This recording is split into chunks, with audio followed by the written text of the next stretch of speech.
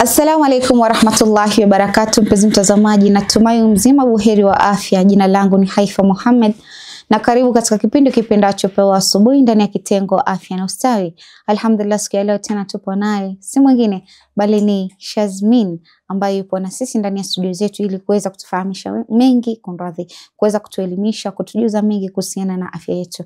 Na inshallah katika mada yetu leo tunataka kuangalia swala nyeti ambalo naamini linawasibu wanawake wengi. Hili hasa ni upande wa wanawake.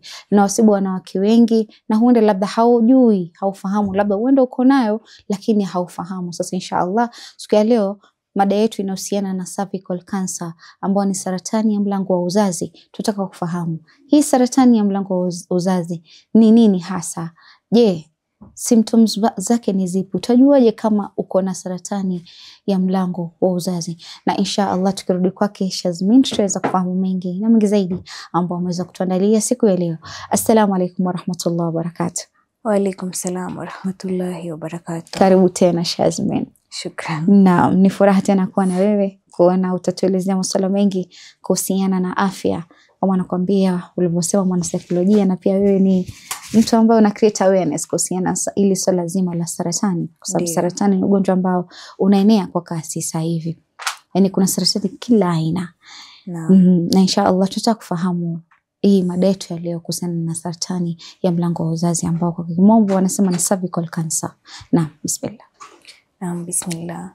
Saratani wa mlango wa kizazi. Mlango wa kizazi mwanzo ni sehemu gani ya mwanamke? Mlango wa kizazi ni cervix. Na kueleza kwa upana zaidi, labda ningepewa mfano wa mwanamke anapojifungua. Huwa kuna ile kupima njia ya uzazi. Kupima kule huwa ni kuangalia kama ile cervix imefunguka. Huwa cervix imefungwa. Lakini mtu anapokuwa katika hali ya kujifungua ndio cervix inafunguka mpaka sentimita 10. Sasa sehemu ndio tunaita mlango wa kizazi. Mlango wa kizazi wa mwanamke yani ni sehemu ndogo tu hivi. Na ukiangalia katika medical environment, ile picha yake iko kama koo. Unapofungua kinywa yako koo, uangalie huku chini kwa koo, iko na the same environment. Na cervical cancer inakumba wanawake sana after saratani ya matiti. Lakini cha ajabu ni kwamba cervical cancer is curable, cervical cancer is preventable. In fact, hii ni kansa ya pekee ambayo unaweza kuprevent tangu inapotaka kuanza. Na tutaweza kuongea kufahamu zaidi. Naam, tukiangalia ni nini hasa husababisha hii kansa ama tuseme saratani ya mlango wa uzazi? Saratani ya mlango wa uzazi iko na causes nyingi, lakini namba ya kwanza, ile ya kwanza kabisa ni human papilloma virus, ambao ni virusi vya papilloma vya binadamu. Lakini virusi vya papilloma vya binadamu huwa haviko katika mwili wa wanawake. HPV virus inapatikana katika mwili wa mwanaume. They are healthy carriers. Nikisema healthy carriers namaanisha wanaweza kubeba virusi hivi katika mwili bila kuathirika navyo. So they are healthy carriers. Na si rahisi ujue nani akona HPV, nani hana HPV. Na ndio maana it is one of the tests ambao inafaa kufanywa hata kabla ya ndoa. Lakini HPV virus yenyewe kuja kumdhuru mwanamke to the extent ina cause cancer huwa ina take a long period of time. So ndio maana nimetangulia na kusema it is very much it's preventable. Sasa kwa mwanamke ambaye hajaolewa, hajaanza kufanya ile tendo ya ndoa, then inakuwa rahisi kwake kupata vaccine ya HPV. Kwa mwanamke ambaye hajatanguliza tendo ya ndoa, anaweza kupata HPV vaccine. HPV vaccine inasaidia mwili wake kusafisha ile HPV inavyoingia. A normal human body, mwili wa binadamu mwanamke a normal one inaweza kusafisha in a period of time. Lakini nini ambayo inafanya saizi inakuwa ngumu kwa mwili ya binadamu kuisafisha? Lifestyle. Unapata cervix ikiwa healthy, a healthy cervix, na hii ni cervix ambayo ni unhealthy, HPV ikija hapa inakuwa very easy kusafishika. Lakini kama hii ni unhealthy cervix na HPV imeland hapa, inakuwa ngumu kuisafisha. So ile vaccine, kwa kuwa hatuwezi kujua in the initial stages cervix ya nani iko healthy, ya nani haiko healthy, mpaka kuwe na test, then ile vaccine inasaidia mwili kuisafisha, inakuwa ni kama inapatia boost. Naam. Lakini nini itafanya a healthy cervix ikuwe unhealthy? Kiasi cha kwamba mwili haiwezi kustahimili ile virusi vikija kuvisafisha naturally. Namba ya kwanza ni una take care vipi of the reproductive health. Nimeona katika mtandao kuna hii trend ya yoni soaps, yoni eggs, sijui sabuni ya kuosha uke. Sabuni hizi zote zina madhara. Sabuni ina madhara kwa afya ya mwanamke. Imenikumbusha wakati napitia katika mitandao, still niliona kuna msichana anasema like mwenye alinirecommend sabuni ya, I think ilikuwa ni ya Sante soap, kama ya Sante Natural Beauty soap. Sasa yeye ni kama alienda kuosha. Sasa like akaanza itching, so I'm like najiuliza, utaoshaje na sabuni wakati ni mahali wewe ulisikia hata toka shule tunafundishwa ya kwamba usioshe na sabuni. Just pure water. Kwa sababu ile ni kitu inajisafisha yenyewe. So you don't need kwamba wewe uanze maybe kuweka vitu fulani and so on. Ni vitu ambavyo vina destroy cervix yako. Kwa sababu yes, unaweza ona like nini, kwa sababu maumbile ya mwanamke itself ni delicate. Si kama mwanamume. Na utakuta like it takes time. Kama mwanamke ameingia maradhi, it takes time kwake kujulikana sana. Hata kujulikana inakuwa very severe. Severe na yake inatoka nje kabisa, inaonekana. Other than mwanamume, yeye akijisikia ako very uncomfortable with reproductive nini yake, yeye tayari anajua tu hapa si salama. Rather than mwanamke, ni vitu vile tofauti sana. Challenge ni kuwa tunaambia watoto wetu tumia maji peke yake, situmie sabuni, lakini hatuambii kwa nini.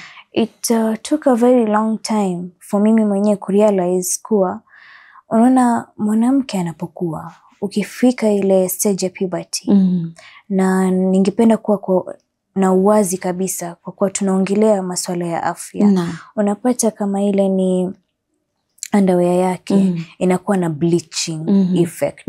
Hajatumia jik, lakini iko na bleaching effect. Ile bleaching effect ni ile inakuwa na discharge ya kusafisha mwili yake, na hiyo ni acidic in nature. Sasa sabuni ni basic in nature. Sabuni na acid zinagongana. Hazipatani. Ita neutralize ile acid. Sasa ukitumia sabuni unatampa na pH ya mwili yako. So bakteria ikifika, mtu anakuwa infected. Virusi vikifika, mtu anakuwa infected. Fungi ikifika, fungal infection hiyo. Kwa sababu gani? Ile pH ya ile sehemu iko imbalanced. Ile sabuni inafanya ile imbalancing. Alafu tuko na pia ndugu zetu ambao hawatumii maji kujisafisha. Hata watakapokuwa kwenye hedhi hawatumii maji vile vile. Napata anatumia tissue, maybe toilet paper. Na tukiangalia like recently I think they've been learning, wamekuwa wakisoma. Recently utakuta like wao wenyewe ndio wana-educate wenzao. Like mtu anachukua balloon maybe anapaka kama ni chocolate. Then anachukua tissue afute. Anasafisha. Anakuambia like hebu angalia itabakiaje. Bado lakini akiosha na maji inasafishika. Sawa, wewe osha na maji, kimaliza take a tissue and wipe ile wetness and you're good to go. Rather than ile kuenda choo just using the tissue, na hapo ndio mtu apata irritation and itchiness na kila kitu, kwa sababu mkojo wenyewe ni acid. Ndio. Kwa sababu ikisha spread na spread kila mahali, maybe uko na pimple mahali kabisa. Kila mtu unajua vile ni delicate. Uko na pimple mahali, when you have a pimple ile kitu inaenda ikichoma pale mahali kabisa. At long unaanza kujikuna, ukijikuna inaleta madhara zaidi. Alafu pia ukiangalia katika umuhimu wa kusafisha na maji, kitu ambayo inachangia pia cervical health ikuwe imedhoofika sana ni infection after infection after infection. True. Lakini ningependa kuna tundu ya hedhi na ya mkojo. Na ziko mbili tofauti. And this is something that pia watu wanakuja kurealize baadaye. Tundu ya hedhi inaweza kujisafisha yenyewe. Hapo ndio discharge inatoka, inajisafisha yenyewe. Lakini hii ya mkojo haijisafishi yenyewe. Ndio unapata bakteria ikifika pale, kama ni uchafu wa aina yoyote ikifika pale na haijasafishwa na maji, inachukua 10 to 15 minutes ifike mpaka juu. From the urethra to the bladder, inaweza kufika mpaka kwa kidney. Unaweza pata watu call the kidney hydronephrosis kwa sababu ya infection after infection after infection. So ukiwa ni mtu unapata infection kila mara, ni vyema pia uangalie uchunguzi, uende kufanya test ya cervix. Cervix yako iko healthy kweli ama ile infection after infection inadhuru ile cervix pia. True. Ndio. Na jambo lingine ni kwamba, je, huyu mwanamke ata labda kuna signs ambazo anaweza ziona ndo zitamfanya jua labda ako na cervical cancer? Are there signs? Kwa bahati mbaya, unfortunately, katika early stages signs hakuna. Signs za cervical cancer zinakuja hapo baadaye. Lakini kama nilivyosema, before ifike ile baadaye, unaweza kufanya nini? Tuko na what called the pap smear. Pap smear ni pale a cotton swab, kama vile ya earbud, iko hiyo swab, inatolewa part of the cells ya cervix, inatestiwa iko na HPV ama haina HPV. Kama iko nayo HPV, mtu anaweza pata dawa ya kusafisha ile HPV iondoke. Sasa katika hii early stages signs hakuna, kwa maana yake inaila pole pole. Virusi vya papilloma vya binadamu, imagine, inaweza kuchukua hata muda wa 10 years cause the first sign. So regular testing ni very important. Ikifika ile stage ambapo like sasa imefika stage ya hatari, ndio unapata mtu anakuwa na maumivu katika tendo ya ndoa, mtu anakuwa na bleeding isiyo na kawaida, hauko kwenye hedhi lakini unajipata tu una bleed. Mtu anaipata ukiwa katika siku za hedhi, inaweza kuprolong ama inakuwa na maumivu sana. And I think this is very educative. Kwa sababu tukiangalia, okay, I'm not saying in a bad way, lakini tukiangalia sehemu zingine utakuta sijui mtu, unajua kuna masheikh and so on. We know most of the wetu wanaotaka kutusomea nini na nini au visomo and so on. So ikifikia time ya kwamba huyu mwanamke ameona maybe anapata uchungu katika tendo la ndoa, most probably watamwambia like, okay, this is a sign that you have a gene. So yani haikuile kwamba mtamwelezea mtu kwanza aende hospitali akaangaliwe.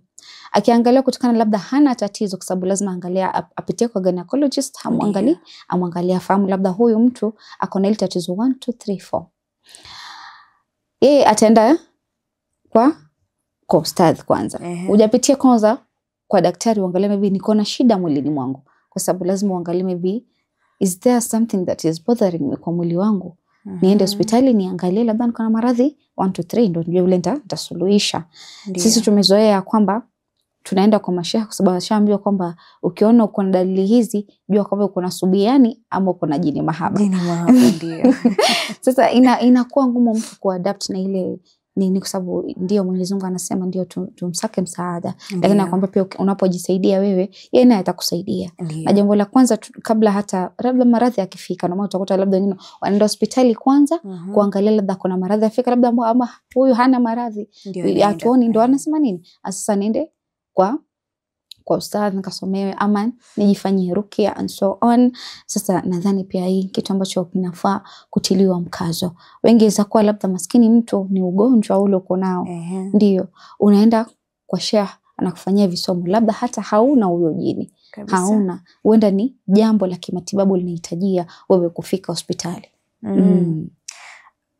Yani hapo pia ningesema, unaona ukimwona kichwa inaweza kuwa hujakunywa maji, inaweza kuwa ni kisunzi tu, inaweza kuwa ni malaria, inaweza kuwa hata ni brain tumor.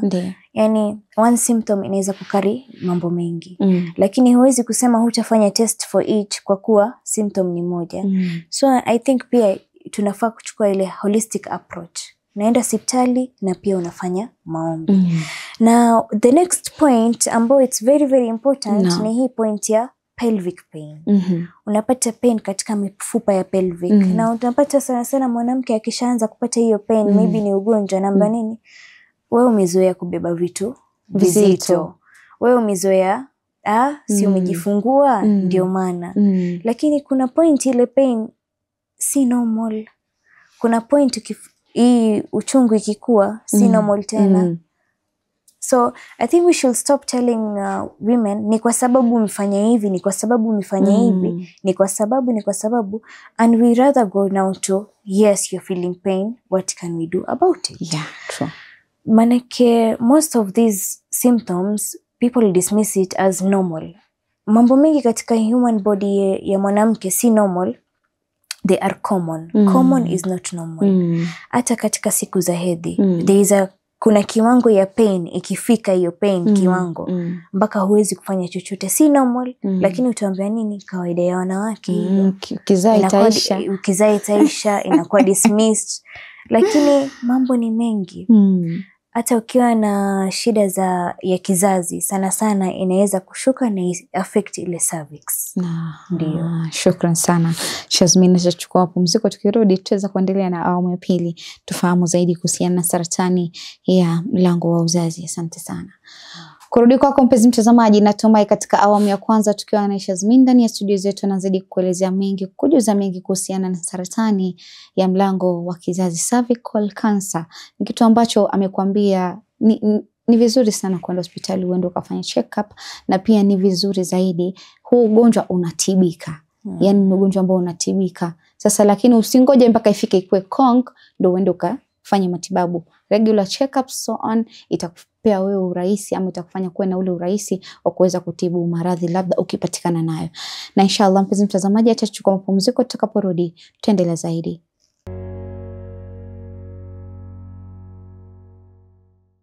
Assalamu alaikum warahmatullahi wabarakatuh. Mpenzi mtazamaji, karibu tena katika awamu ya pili ya kipindi kipendacho Pewa Asubuhi ndani ya kitengo afya na ustawi. Alhamdulillah tunazidi kufaidika na mgeni wetu ambaye tupo naye akizidi kuelezea mengi, kudavulia kiundani kuhusiana na saratani ya mlango wa uzazi. Ni muhimu sana kuweza kufahamu vitu fulani. Sisi kama wanawake tuko very delicate. Hatuwezi jifananisha na wanaume. Unapoambiwa jisafishe na maji, ina maana yake usiende kuchukua sabuni ukajisafisha na sabuni. Unaua ile bakteria ambazo zinafaa kuprotect ile cervix yako wewe kama mwanamke. Sasa unafaa kujitahidi sana kujua hakuna kitu muhimu kwa mwanamke kama reproductive system yake, kwa sababu itakufanya ufeel uncomfortable kama utakuwa hauiangalii, haujichunguzi. Ndio maana utakuta wengine wanajichunguza binafsi, wajua labda kuna tatizo mahali. Discharge yenyewe ya mwanamke ina maana yake tofauti tofauti. Hata unapokuwa katika hedhi ina maana tofauti tofauti. Na inshallah tukurudi kwake Shaz, tutaweza kufahamu mengi na mengi zaidi ambao ameweza kutuandalia siku ya leo. Naam, karibu tena Shazmin. Tukiangalia swala lingine ni kwamba challenges gani ambazo wanawake wanapitia haswa in developing regions from going to cervical cancer screening, kwa sababu tukiangalia pia kuna ile importance of screening. And before kwanza tujibie hili swali pia tuelezee the importance of cervical, ama tuseme the importance of screening kwa mwanamke. Now, importance of screening. Screening ina help na early detection. Na early detection, ukidetect mapema inafanya ile treatment iwe rahisi, maana itakuwa umeipata kwa early stages. Ukipata kwa early stages it is less expensive. Manake treatment ya ukipata stage 3, stage 4 ni tofauti kabisa. Ukipata kwa stage 1 ni rahisi kabisa. Ni rahisi pande ya finances, ni rahisi pande ya ni therapy ngapi zitafanywa. Yeah, you know, hizi treatment haziko same, zinatofautiana kulingana na mtu amepatikana na stage gani. So screening ina help sana katika upande wa saratani ya mlango wa kizazi. Kama nilivyosema, inakuwa preventable. So ukiscreen mapema, upate ile HPV iko pale, lakini haijaanza kudhuru ile cervix, then inaweza kusafishwa. Then unarudi baada ya miaka kadhaa, unaangaliwa iko bado iliondoka, because I told you ina take a long time kudhuru ile cervix mpaka ifanye saratani. Ndiyo. Yeah, kwa kweli. Na tukiangalia sasa upande mwingine, kwa nini ina umuhimu hii screening? Haswa tukiangalia, utakuta kuna wanawake ambao labda kwa mashinani na hawajui kuhusiana na haya masuala ya screening, hawajui kuhusiana na kama labda kuna mtu labda ndo anasikiza mara ya kwanza, anajua labda kwa hivyo naweza pata saratani ya mlango wa uzazi. Ndio najua ni creating awareness inafanywa kila siku ili kujulishana, kuelimishwa kuhusiana na haya masuala ya saratani. Lakini utakuta saratani, kuna zile saratani ambazo ni common sana, ambazo zinapitiwa sana na watu. Utakuta mtu akona saratani ya kidney, akona saratani yani tofauti. Sasa tukiangalia ni jinsi gani hawa wanawake watapata ujumbe ama watafahamu vipi kuna umuhimu wa kufanyiwa cervical screening. Sisi wanawake we have a tendency ya kwamba tunaweza kata mwaka twendi kufanyiwa check up wala nini hospitali. Tukifika ni sisi labda tuko na homa, tunaenda tukapoe dawa, turudi nyumbani. Challenge ya kwanza hapo, kuna ile shyness na kuna stigma. Shyness ni ile, I know I need to be screened, lakini unafikiria niende kwa daktari aniangalie. Siwezi kuangaliwa mimi. Yani mwili wangu ni wangu, sitaki mtu aniangalie isipokuwa maybe bwanangu. Yani and that inaleta ile now like, sawa naweza kuwa najiangalia, lakini nitajuaje hii ni normal sign ama hii imepita mpaka? Kwa sababu kuna ile normal infections, alafu kuna ile inajirudia mpaka inaharibu ile cervix. Ndio unapata watu wengine wanaji self diagnose, wananunua over counter drugs. Now one thing about over counter drugs, sana ukipata mtu akiongelea kuhusu infection atakwambia chukua antibiotics. Lakini medically antibiotics ni ya nini? Ni ya bacteria. Utameza antibiotics. What antibiotic does, inaua both good bacteria and the bad bacteria. Now katika mwili tuko na bacteria na tuko na fungi. Lakini fungi haiwezi kuthrive pahali bacteria iko. Fungi na bacteria ni kama maadui. Pahali bacteria iko, fungi inakuwa dormant. Sasa ukiwa ukifeel tu sign yoyote, hutaki kwenda kwa daktari for screening or check up ama nini, unakimbilia madawa. Utachukua antibiotics. At the end of the day, umetreat maybe bacterial infection, umepata fungal infection. Umuhimu wa kuscreen every time ukiona kuna tatizo ni hiyo. Kwa sababu katika mwili tuko na dimensions nyingi. Kuna yeast, kuna fungi, kuna bacteria, kuna virus. Umepata symptom ya kitu kimoja. Umesema mimi siwezi enda hospitali kuangaliwa, labda hata si screening ya kansa, labda ni screening tu ya kawaida, ambayo pia inaweza kulead pale uambie hii imezidi, hebu tufanye screening ya kansa. Lakini kama hii ya kawaida pia inakuwa ni shida, unaendelea kuumiza ile cervix. Sasa hata HPV ikija pale itareact. Kwa sababu gani? It's not healthy enough. So one challenge ni hiyo, over counter drugs, tunajidiagnose wenyewe. Ukipata sign hii wewe kula Moxil, ukipata sign hii wewe kula Brufen. Lakini you might be treating something that is not there. Maybe ni fungal, una treat bacterial. Maybe ni bacterial, ni yeast, pia ile knowledge ya what to eat at what time. Mwili ya mwanamke ni tofauti sana na mwili ya mwanaume. Unaambiwa mwanamke ni watu 4 tofauti. Mwanamke mmoja katika mwezi mmoja ni watu 4 tofauti. Kuna hizo phases. Ovulation phase, time ile yai inatoka kwenye ovary. Ndiyo. Follicular phase, time ile yai inajiandaa. Menstrual phase ndio hiyo time ya hedhi. Na watu wakiongelea cycle wanajua tu ni hedhi, lakini kuna 3 other stages. Then kuna luteal phase, that week before wiki ya hedhi. Unapata mtu anakuwa na symptoms nyingi zimejichanganya, zingine ni emotional symptoms, zingine ni za kimwili, zingine yani maana unapata umetokewa na hivi. Sasa tunaona ni vitu vingine ni kama kawaida, but I said common is not normal. Kitu inaweza kuwa ni common lakini si normal. So we are really quick to dismiss some of these signs because si inakuja kila mwezi. Lakini kama nilivyotangulia, mwanamke ni watu 4 tofauti katika mwezi mmoja. So what you eat in each and every phase pia ina determine health yako itakuwa vipi. Manake pia una sukari nyingi ina lead to many yeast infections. Sukari tu. Kuna time ukizoea kunywa sukari, it is food for yeast in your body. So narudi pale kwa maintaining the cervical health. Hiyo pia ni challenge. Are we telling our ladies wanafaa kufanya nini before wiki ya hedhi? Ama tunaambia tu the only thing mimi kama Shazmin nimeona ina trend sana kwa mtandao ni watu kuambia wanawake hizi siku za hedhi mnafaa mkuwe wa taratibu. Acheni hasira nyingi, emotions nyingi acheni, parapara nyingi acheni. But those are emotional effect. Na hii ya health mbona hatuongelei sana. Ni exercise gani mtu anafaa kufanya? Ni screening gani mtu akiona iko off? Unajua pia our periods say a lot about us, our discharge say a lot about us.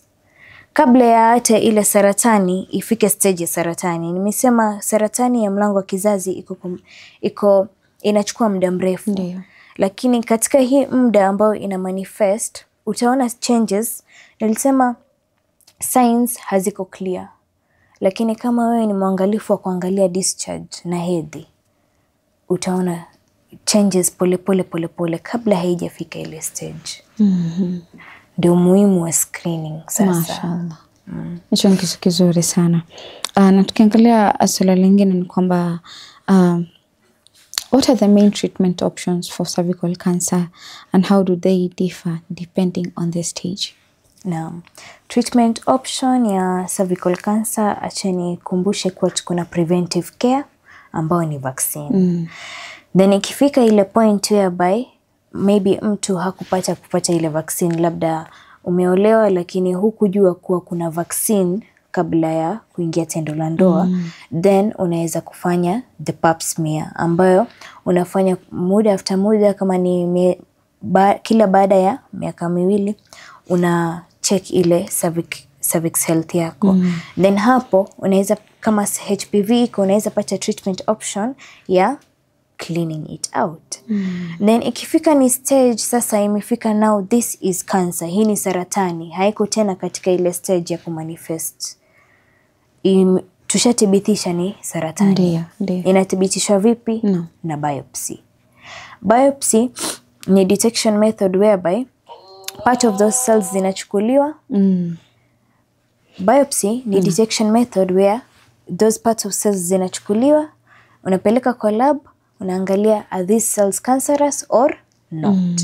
Ikithibitishwa kuwa ni cancerous, then ile treatment options zinadifana imepatikana stage gani. Ndiyo.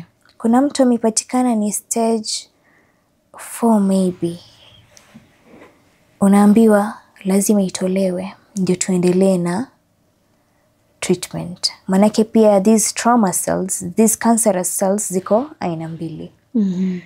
Kuna ile ambayo inasambaa kwa mwili, alafu kuna ile ambayo ni stagnant, inabaki pale pamoja. Kuna hiyo static na metastatic, malignant na benign. Malignant nilisema ni ile ambayo inasambaa.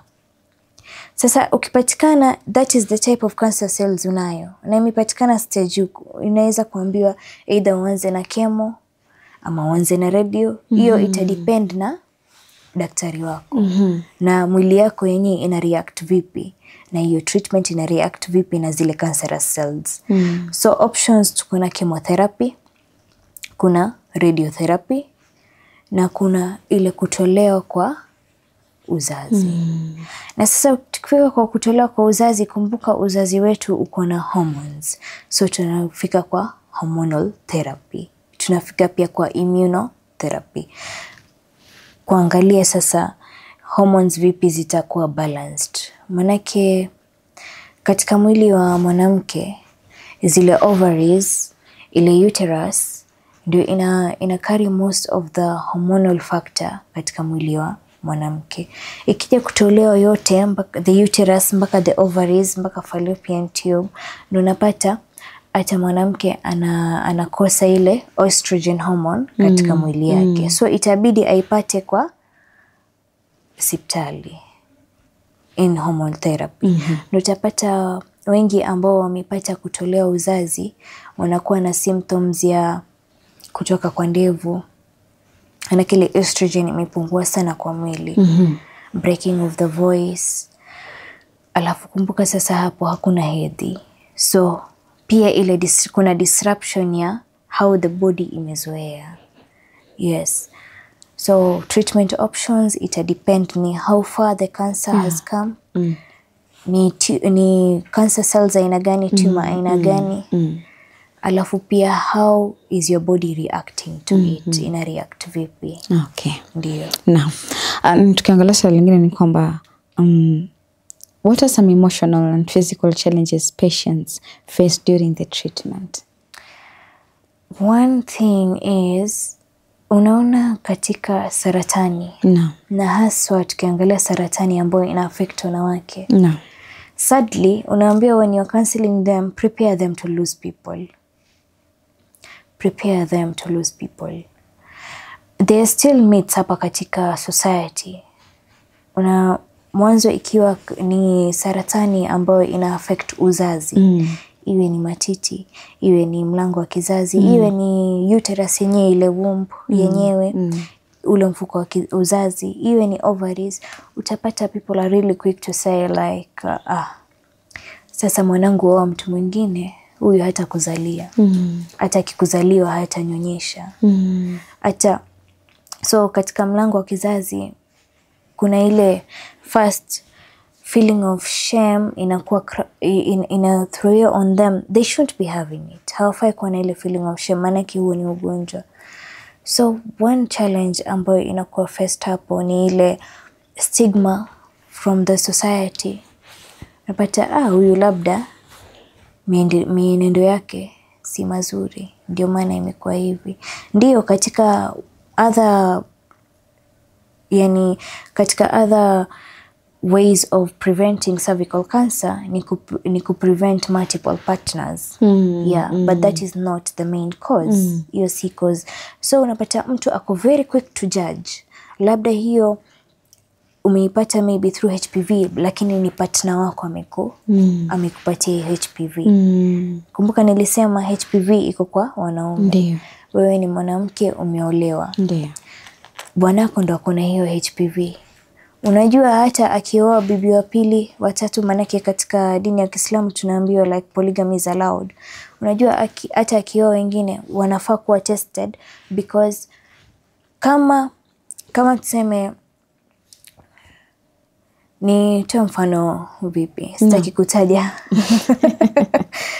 kutaja majina. Let's say person A ameolewa na person B. Ndio.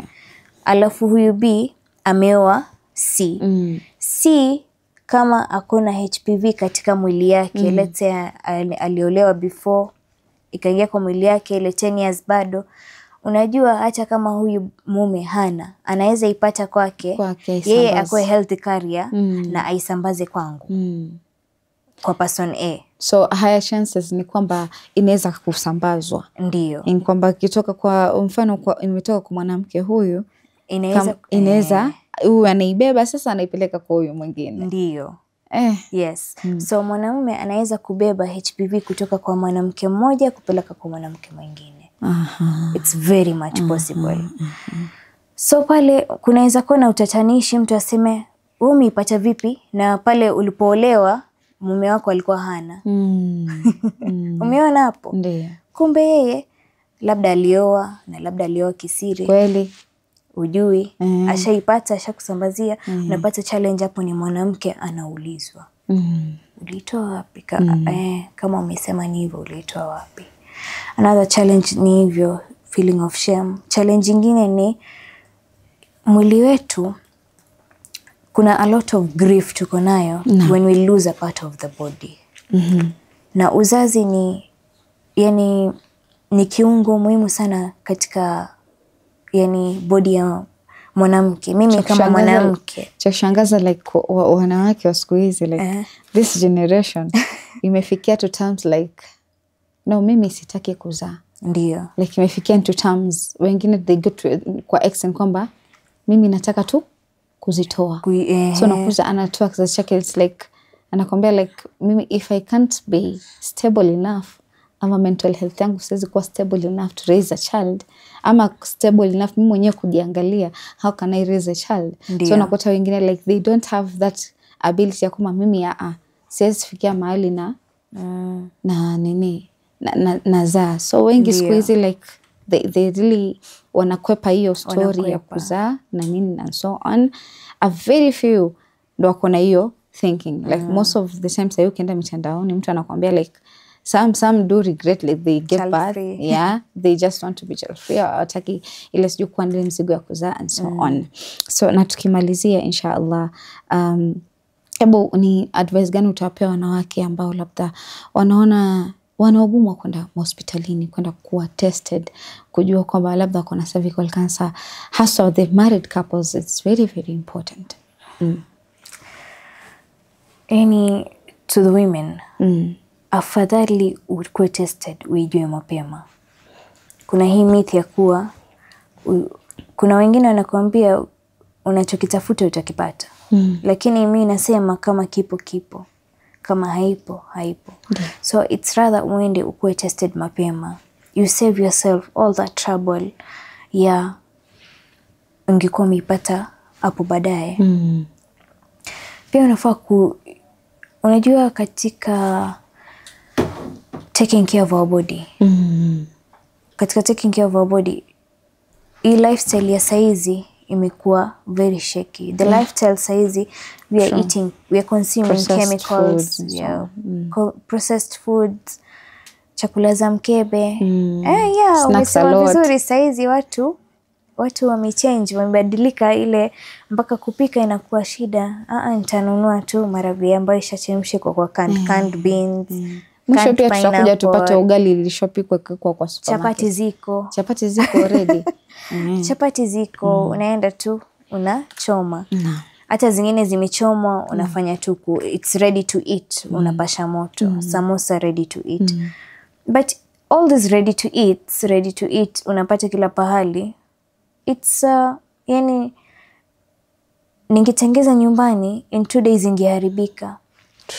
But something has been on that shelf for so long, where jiulize ni preservative aina gani zimetumiwa katika vyakula vile. True. So as much as tunaenda screening, and I'm encouraging screening, I'm also encouraging a healthy lifestyle. Kutokana vile unakula, vile unajiangalia katika hizi 4 phases of your month. Wewe ni mtu 4 tofauti katika mwezi mmoja. Kuna ile phase umechoka, do you give yourself ile grace ya kupumzika? Unapumzika kweli? Manake pia tumecome into an era where women can do everything. Yes, you can do everything, lakini unafaa pia usikize mwili yako. Kweli. Asante sana.